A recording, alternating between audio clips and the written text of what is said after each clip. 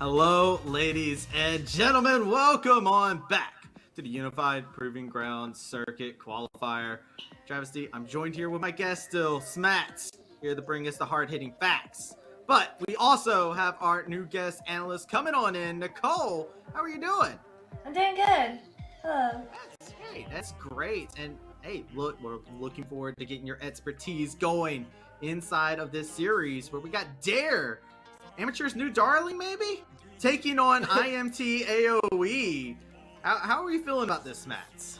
Well, I'm really excited for this one because Dare has been a very exciting team to watch. A whole bunch of new players, a completely new org to the Proving Ground space, coming in and really turning heads. They came in as the 20th seed in the open qualifiers all the way through. They went 4-1 in that opener. And now they're here trying to see if they can take down Immortals to move on into the playoffs. Really exciting story for them. However, Immortals seem to be on a revenge tour right now. Their games last week were really clean, really crisp. Winston was definitely putting in a whole lot of work, and then not to mention Meech, mechanically just amazing as always. These guys are looking really tough. And yeah, I think it's going to be really hard for Dare to actually take them down. Looking mad, I would definitely say they raging at this moment, and you don't want to be on the warpath. But looking over, Dare, they have that underdog buff. They've got the believers. The people are believing in them. Nicole, I want to ask you, how do you feel about a team coming in here, right? Dare coming in 20th seed, coming in here as the underdogs against IMT AOE. I mean, they have a 50-50 chance of going to playoffs, so... That's a good odds! Either they do or they don't, yeah. There's a 50-50 chance, sure. I would like to see exactly what they have going into it, too. And looking at the jungle matchup, looking at how important that is, Smats, we got Winston, we got Limo. We got the rosters right here in front of us, and these matchups are looking spicy. Yeah, like I was saying before, Winston and Meech are really the big titans on the side of Immortals AOE. I think that Dare really need to come in with a plan to take down one or both of them in the early game, and a lot of that comes down to Limo. This guy is playing some early game champions like the Jarvan and the Xin Zhao, excuse me. He's also playing things like Hecarim. And I think the former type of champion really works quite well if you are trying to attack the bottom lane.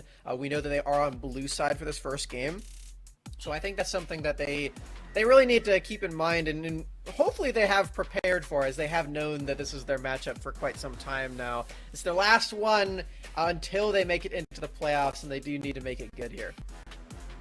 Yeah, make it good, but on the other side, got some opposition, and like you said, the warpath is there with Anime Girl, Winston, Sochi. Like, there's so many good players. Meech, as you were talking about, like, this entire roster is stacked from top to bottom, and it's going to be a hard road. The underdog story, though, for Dare, see how they could come up here. They have some unique champions that they could possibly pull out, especially in the mid lane. Nicole, you've been known to have a couple unique champions of your own, playing that Karthus in the jungle role. How are you feeling whenever you see somebody like Enigma, who has these pocket picks in the mid lane, like the Vel'Koz, like these mages that they can put through in the game? Oh, these are really good picks for counterpicking. So it'd be cool to see how their team set them up for that. Absolutely. And Smets, they got a challenge, though, across the table. It's a hard person to counterpick. Yeah, especially on blue side, right? Because they are playing that for the first game. I think it'll be a bit unreliable for them to get the counter pick, which can be a little bit of a struggle, right? Because that's mostly what Enigma's champion pool is known for, getting those good matchups and really crushing it from there. They didn't choose blue side, so they definitely are coming in with that awareness and likely will have some gas in the tank to make sure that doesn't happen. I think the idea here for blue side is just getting Limo a really strong ganking jungler so that you can affect the rest of the map, and sometimes that does bleed into mid lane anyway. You can just take that Jarvan. If bot lane is really pushed away, just gank mid instead. I think that's a good path here. I mean, honestly, if all else fails, get your mid laner ahead. We saw what happened in the previous game. You start getting your mid going, and they can start popping off in team fights here.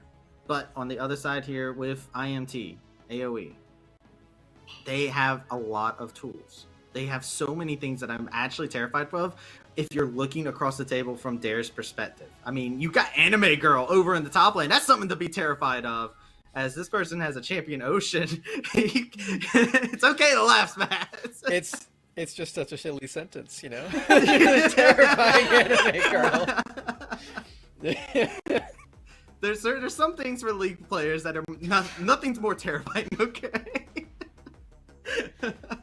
Yeah, I mean, if I get into a solo queue game and I see some, like, just a name like Anime Girl or like something else, I know that guy's gonna be good. I know that whatever we've got, that's just going to be the best player on my team, and I'm just gonna have to carry. I'm just gonna have to make sure that they carry me. Okay, well, that sounds fantastic. With that being said, ladies and gentlemen, we are ready to get into our game here between IMT, AOE, and Dare. Gentlemen, take it on away. It's time, folks! Thank you so much for the toss, Trav, because Dare and Immortals AOE will wait no longer. This is the matchup that I've been waiting for a long time, Rude Dude, and honestly, I feel comfortable saying the same of you. We have been talking about Dare a lot, and Immortals AOE, while looking promising at the start of the season, had a rough groups, but they have been on a rampage recently, and their games last week against Supernova definitely demonstrated it. Yeah, exactly right. We've got Dare coming into this, as Smax mentioned. 20th seed from the Open Qualifiers, have surprised time and time again.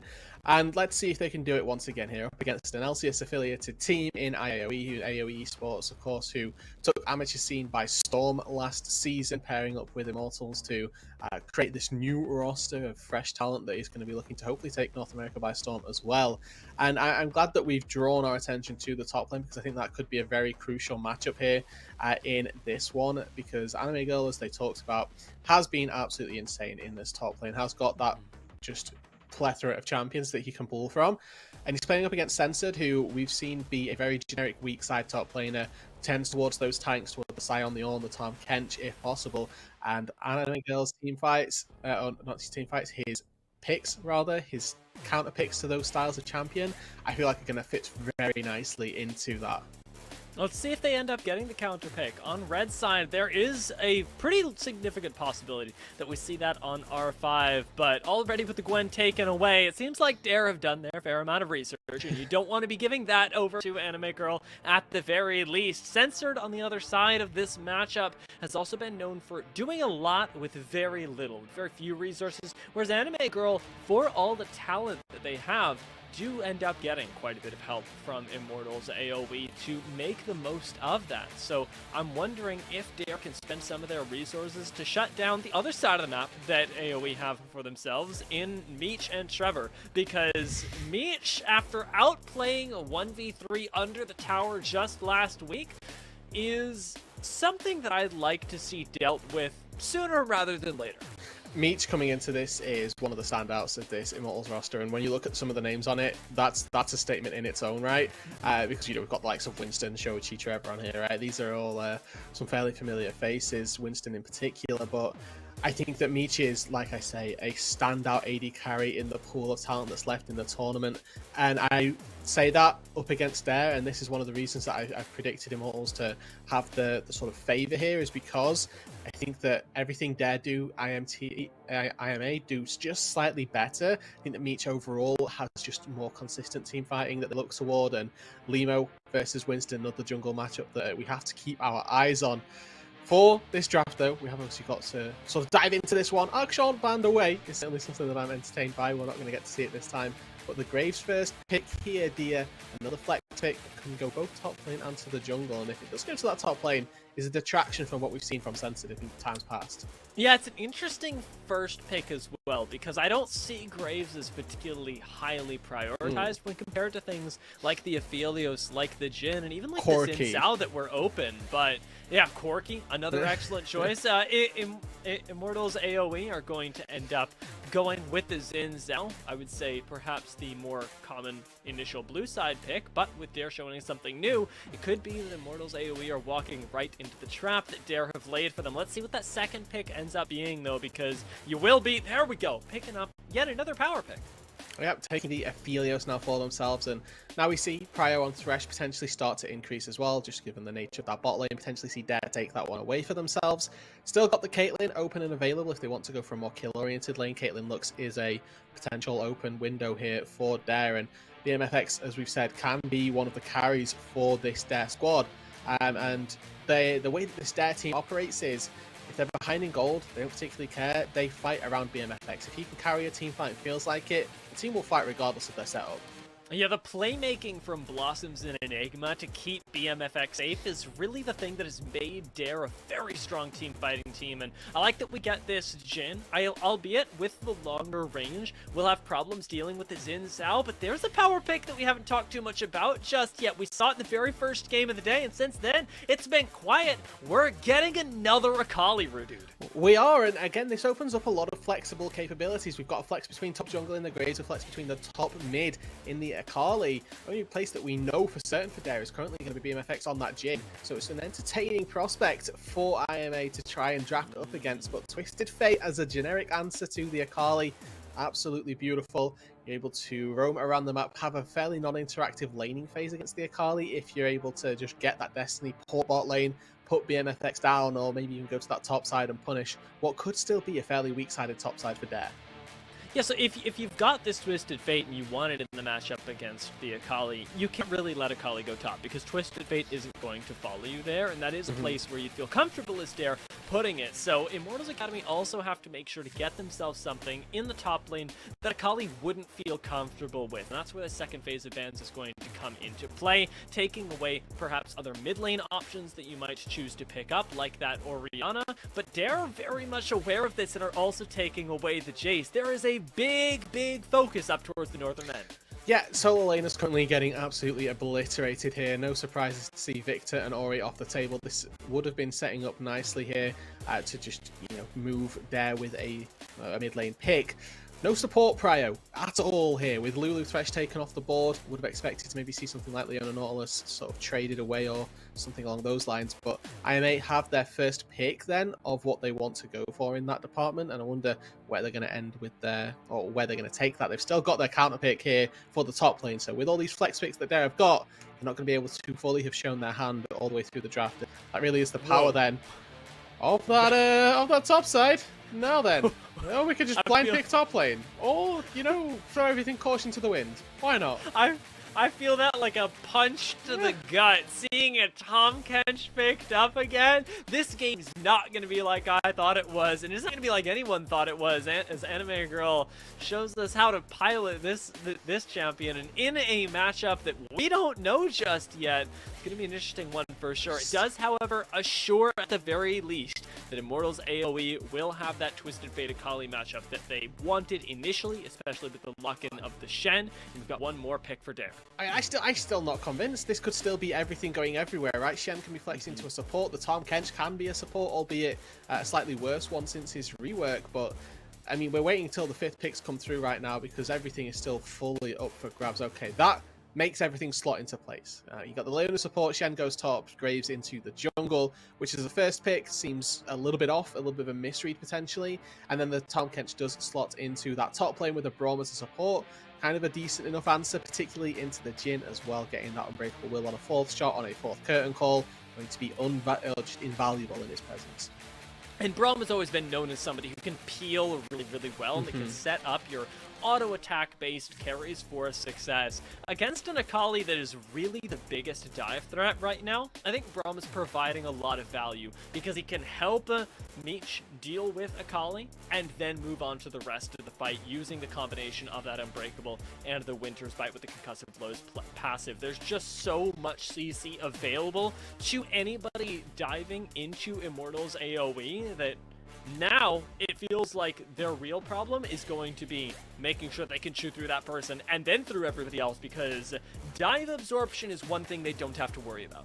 Now, one thing that I do have a little bit of concern about relative to this Braum here, obviously you talk about concussive blows and then the winter and then the stacks that come from that. If we see it go on to Enigma, for example, Stand United is going to be a very crucial game, just because of how dive-centric she wants to be.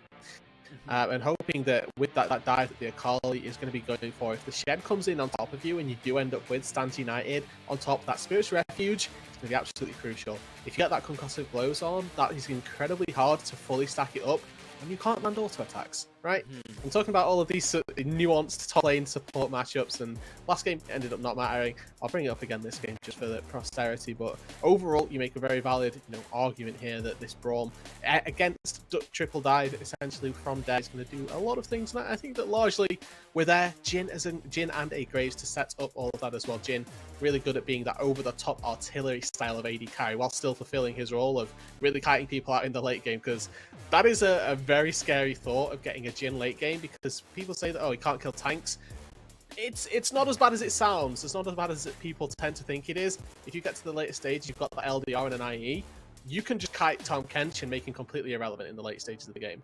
Yeah, and that's something that makes me really excited for BMFX, because we talked up Meech, and I know that we talked up BMFX as well, but let's not forget that he is really the identity of Dare. A lot of Dare's power does come from setting up their AD carry, and when their AD carry can give that back, can set them up for success in return, that's where we can really see a lot of power come through. It's something that Jhin shines in, whereas Immortals AOE will be splitting time, especially with the help of their Twisted Fate, between getting their bot lane ahead and making sure that their top lane can dominate, because this Tahm Kench isn't just picked to be a frontliner, he's also built to be an excellent side laner.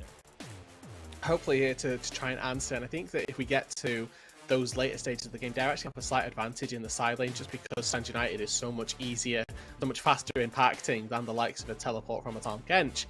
So that side lane is going to have to be brutal for the Shen if they want to have an advantage out there. But I got just, again, insane side lane pressure with the Twisted Fate. If they find just the slightest misstep, maybe on the Dare squad, they can call Destiny, they can pile in, and can just really go hell for leather onto anyone, because the follow-up CC on everybody from Immortals, except for Meech, and that's, gun dependent at the worst case, have got some CC to follow up with. They can find the picks and help you out in that department. And that's when your Shen comes in. I always love seeing Shen and Twisted Fate, because you have to monitor cooldowns. Each team has to be keeping their track on, okay, Shen doesn't have ult, Shen doesn't have TP, Twisted Fate, similar style of situation. And the between the two of them is certainly very interesting. We'll have to see how that one goes as we sort of get those interactions through the match. It really is. I am very excited to see how it all plays out. Like I said, it is a matchup we've all been waiting for, and it's the very last one before the playoffs. Will Immortals AOE send themselves there, or will Dare from 20th seed take it by storm? We're going to find out right after a break.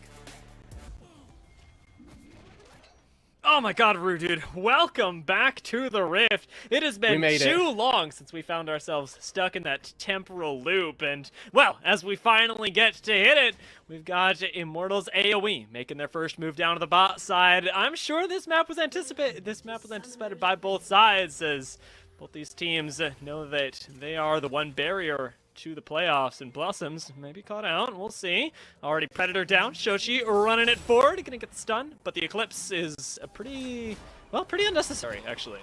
Yeah, it turns out that the space bolt is actually more than enough. So I guess good job for Blossoms. I'd like to see IMT AOE now walk into the bot side jungle, try and take some vision back for themselves. BMFX, he's fine. He's okay. Don't worry. Shochi didn't have range to follow up. But just go down, take some vision in the bot side, because you can see on the top side of the map as well that Limo has already invested a ward into the Raptor pit. So he's going to, into the Raptor bush, rather. So he's going to know roughly what Winston's pathing is. Unless, of course, IMT AOE just stay in the bot side jungle. How about that? I like it. You know what? Honestly, the level 1 is good enough. You got the Braum. You may as well. I like the little cheese brush at the same time. Get a little bit of that action going. But this kind of stuff is going to be the thing that puts Dare's jungle pathing to the test. They do get the information right now, actually, off of Blossom scouting it out, that red buff is being taken, and Limo has technically got a few options, but whenever you start off being counter jungled and aren't doing so yourself, it's a risky situation. It really is. If he goes into the top side now, he's going to rely on Prio from his top and mid lane to sustain that. And unfortunately, Shochi is going to have the push. So that's not going to be incredibly easy for him to find, multiple camps. As you can see already on the bot side, Winston is taking the Raptors as well. Also worth looking in this top lane whilst we've got the time, that Enemy Girl has taken the Ghost. So no flash to get out to safety. He's going to have to be on that abyssal void than anything else. As we're posturing like this bot lane is about to start scrapping, but I think that level 1 for these guys is about the weakest point for both of these supports, honestly. Limo hops over, and now look at the position of Winston.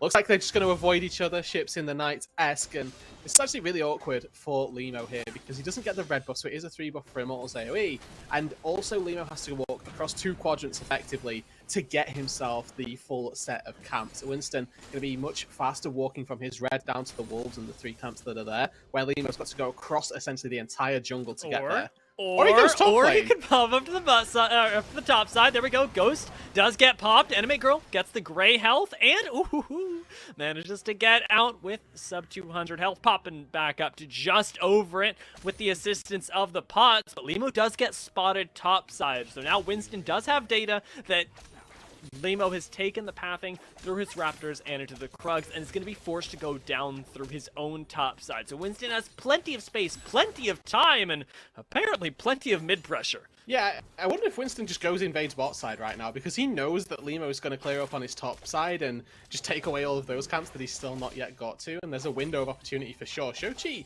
took Ignite this lane. Auto after auto, Enigma's going for it, but Shochi's pretty strong. No! The red card, oh lord, not quite gonna land. An Enigma sub 100 HP, dropping to a clean 63, is gonna get out here. Shochi props the Predator again, and with Limo coming in still, making the rotation down towards the bot side, Shochi's gonna cheat down towards his own jungler and get out to safety. Okay, so Limo takes his top side, Gromp and Crab, but look at Winston on the map right now, working his way already through this tri-brush into the bot lane, and is he going to go for the gank? Might be pretty difficult for him here. Remember, the Krugs are still up, but also look at where Limo is. This could be a very big altercation if we don't... this is so... Limo. Alright, with Limo spotting him, Winston's gotta get out. Blossoms is coming over, just burns the flash, okay. But Trevor's here, and does have that unbreakable, throws it up, and Winston takes no damage. Also, Well, Mish is just laying in auto after auto. It's a double kill, and BMFX does burn the cleanse to get out, but the flash from Meech as well, secures him a triple kill, and Meech has gotten going. Oh my word, I was so convinced here that they were going to just roll through Winston. But the Braum pick from Trevor has been instrumental in their success in that fight. He blocks the autos from the Graves by just standing in front of the Xin Zhao. Blocks the autos from Jin by throwing up his shield. Meech just walks forward. I'll start autoing you with Infernum triple hits. No problem whatsoever. Comes out with a triple kill, Berserker boots, pickaxe. He's loving life and is very accelerated in this matchup. Terrifying, honestly. If you're going into this, you know what Meech can do. You know that Immortals AOE became known just last week for turning around situations that they should be dead in, and to see it happening again is incredible. Let's take a look just again at how Winston gets out of here alive. Yeah, I mean, I don't know, to be honest, right? Like, Blossoms Q flash instantly, and then gets behind Trevor. Now look at how much damage Winston actually takes at this point. Q from Graves gets blocked. Trevor's just stood in front of Limo this entire time. Finally, the Unbreakable goes down, and it's actually Trevor that gets killed in that situation. Winston even gets away. Triple kill to the Aphelios. I mean, what? Braum, absolute go-to champion in that fight. And look, even at the end, I mean, they're crashing a wave, and Andy, it just gets on. worse up towards the top side. We're popping Predator once again, and Shochi is running at you. However, Winston tanking the tower, is censored, does go low. Winston pops back in to collect it, but one too many tower shots does it for Anime Girl. Still technically a positive trade for Immortals AOE, as they did get to crash the wave, but perhaps not the cleanest. I got a question who those minions at side actually. Oh, Blossoms. This is Go in for this. I don't know. This is still an Aphelios with a triple, but in comes Shen, and well, now you just can't play the game as Meech, especially with the little bit of help blocking the autos there. The Spirit's Refuge does a lot of work, and Dare got to play going for themselves. The MFX not out of this just yet either, and we already talked up this Jin. Yeah, I gotta give credit right now to Limo, because he was very much out of this early game situation, and despite the fact that he got first blooded, Winston is still even in CS right now, and that is something that honestly I would not have attributed to the situation that we've seen at hand. So good job for Limo to keeping himself on par, but Really good effort from Censored there, just making his level 6 play. And what we love to see about Shen's is proactivity with the Stand United instead of reactivity. The constant age-old saying when you've got those globals is when you're able to proactively make those plays, you are just doing better. And you know, you always feel like you've got the momentum, making those proactive swings. And shutting down Meech as well, going to do you no end of good. One of the fastest uses of this I've seen so far, with Shoji still likely able to shove in the mid wave. One of the things we got to be looking at next is, of course, the Dragon. Winston also invading towards the bot side. You've got plenty of pressure to work with, but Immortals AOE, I'm not quite sure if they'll go for it or not. Winston ends up audaciously charging in to start this one up, and with both waves shoving, this should be a play in the favor purely of Immortals. Yeah, they've got prio in both of the lanes that are mattering in this instance, and I mean, even in the top lane, Anime Girl can walk all the way down should a fight occur. It's not going to be the case. But now you've secured the Drake. Tendency from teams is that you abandon bot side of Summoner's Rift, head up toward that top lane. Anime Girl has gone on a warding adventure at top side as well, so that's a lot of information that is going to be given over. They're going to be able to dive Enigma. Oh, Enigma's absolutely dead. You can see him even through, Never but mind. as I say that, Go. Enigma actually gets out to safety, and no punish He had Shuriken. onto Winston, who has been so aggressive in this early game and shows no sign of slowing down. There was Shuriken flip ready on Winston and R2 ready. I was sort of tempting Enigma there to maybe seal his own fate with a death right there. But at the end of the day, it's a good evasion of the dive. I thought that Destiny was also going to be a bit of a contributing factor. Skirmish up on this top side right now. Shen going to be able to take a bit of a rough end of this one. And Shen taking battles up against tanks, she tends to come out on top of this. The Spirit Blade tends to be very good at avoiding, or rather exceeding his damage potential and putting some max HP damage down. But magic damage that comes through from Tahm Kench, that tongue lash, the poke that it provides, honestly just a little too strong for the Shen to handle right now. Check this out, though, with Immortals AOE pushing in the bot side. Meech is going to get plenty of plates, but it's not for nothing. Dare have moved their bot lane up into the mid lane, and their mid lane up into the Rift Herald to try and make sure that they can answer waves from Anime Girl, as well as get themselves the possibility of some plates later on. Limo, having secured that objective for right now, does actually recover pretty darn gracefully from a tough early game, and now has the potential to break open towers to get his own laners ahead in a way that we still need to see more of from Dare.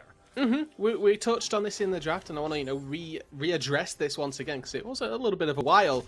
But their emphasis is going to be on diving this game, right? Use BMFX as a bit of a backline support with his ulti, but if they can get Enigma set up and get Limo down on Dirty, Blossoms is in the wrong neighborhood right now. What is going on? I mean, Winston just walked over the wall, but in comes the Stand United, and Winston, maybe in a lot more trouble than he realized, does get stunned, but the Crescent Guard does him a lot of favors, not quite connecting, and Trevor going golden gives Winston the chance to rejoin over the wall, and now it is a naked Shen in front of the world. Censored ends up going down.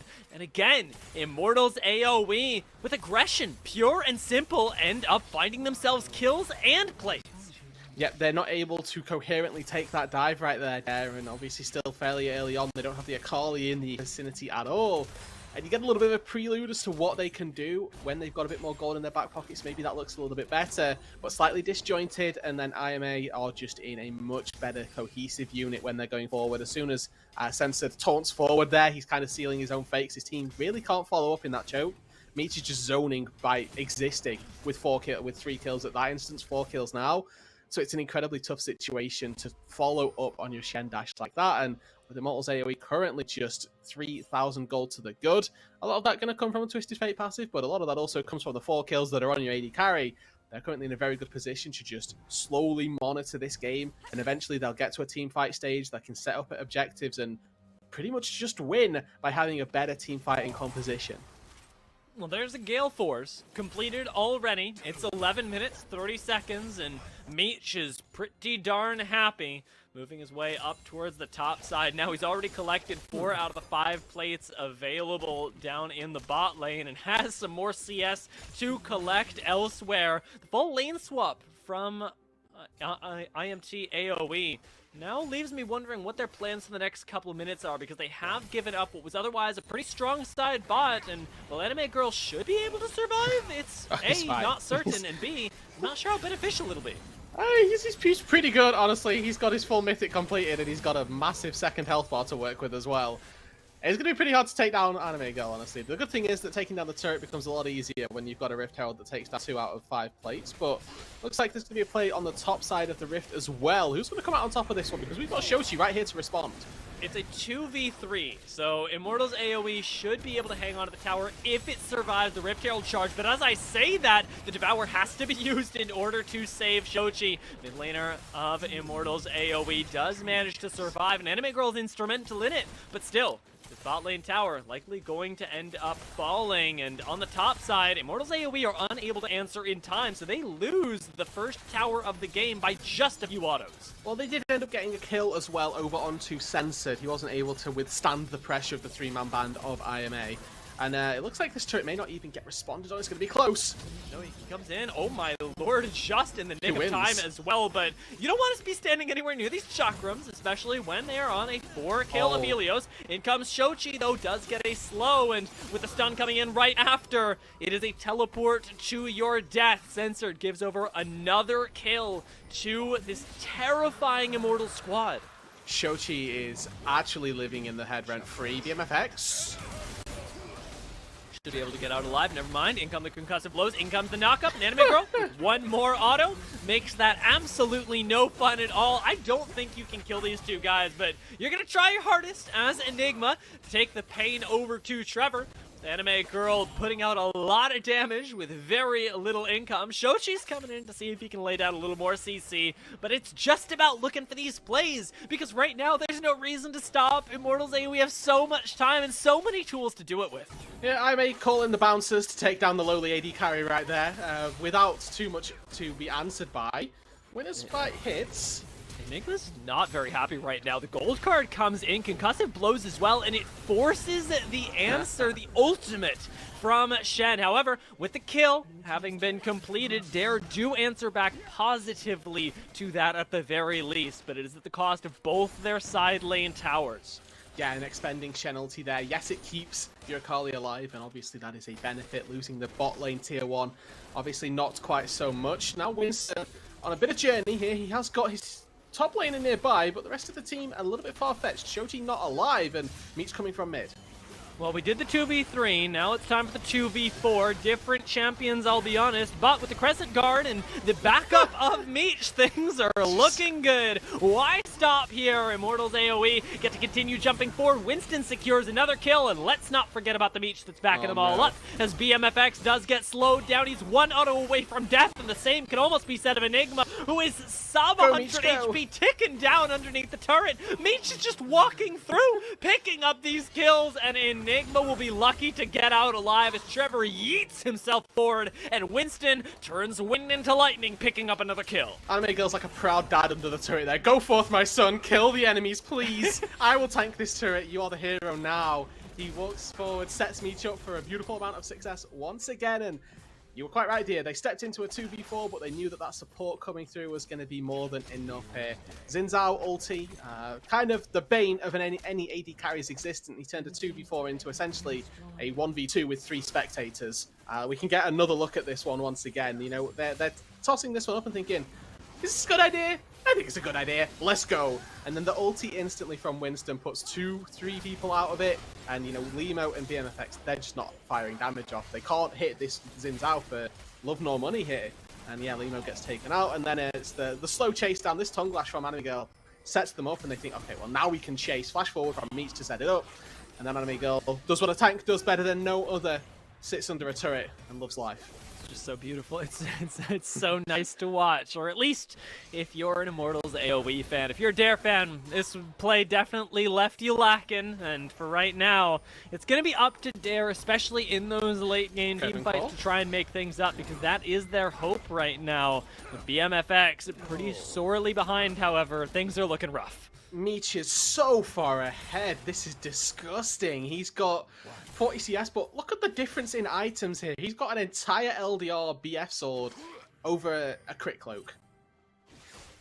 Oh no, that pains me physically to look at. And honestly, IMA in one of the best positions that you could hope to be in right now. Obviously, 8,000 gold to the good. They've got a the only real neutral that there is that neutral objective of the Dragons, and Enigma has just the entire weight of his team really on his shoulders, 1-on-1 currently in this game. The only real dive threat this game that is going to be dishing out damage, and he's got to try and deal with Meech, who's got the peel of a Braum, a Xin Zhao, and a Tom Kench just on top of that with gold cards left, right, and center. It's a tall order this time for Dare to try and take this game, but it's on Enigma really to start it all off, because BMFX is not relevant for a good 10 minutes here this game.